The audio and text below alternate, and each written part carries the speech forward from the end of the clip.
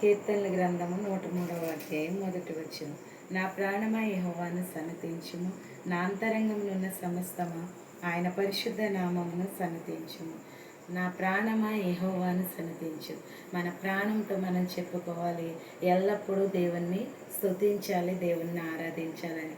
మన నోట స్తుతి ఉన్నప్పుడు దేవుడు ఎన్నో ఆశ్చర్య కార్యాలు మన జీవితంలో జరిగిస్తారు. మన ఇంట్లో స్తుతి ఉండాలి, మన నోటిలో స్తుతి ఉండాలి. ఎల్లప్పుడూ దేవుని కొరకు మనం ప్రయాసపడాలి. దేవుని బిడ్డలుగా మనం ఎల్లప్పుడూ దేవుని స్తుతించాలి. దావీదు గారు ఏ సమయమైనా దేవుని స్తుతించేవారు. గొర్రెల కాపరి అయిన దావీదు గారు అరణ్యంలో ఒంటరిగా దేవుని స్తుతి చేయడం నేర్చుకున్నారు. అందుకే దేవుని కృప పొందుకున్నారు. ఎందుకు పనికిరాని వాళ్ళని దేవుడు లేవనెత్తుతాడు. కాబట్టి మనం కూడా దేవుని స్తుతించాలి, ఆరాధించాలి. ఆయన కృప కొరకు మనం పొందుకోవాలి, కనిపెట్టుకోవాలి.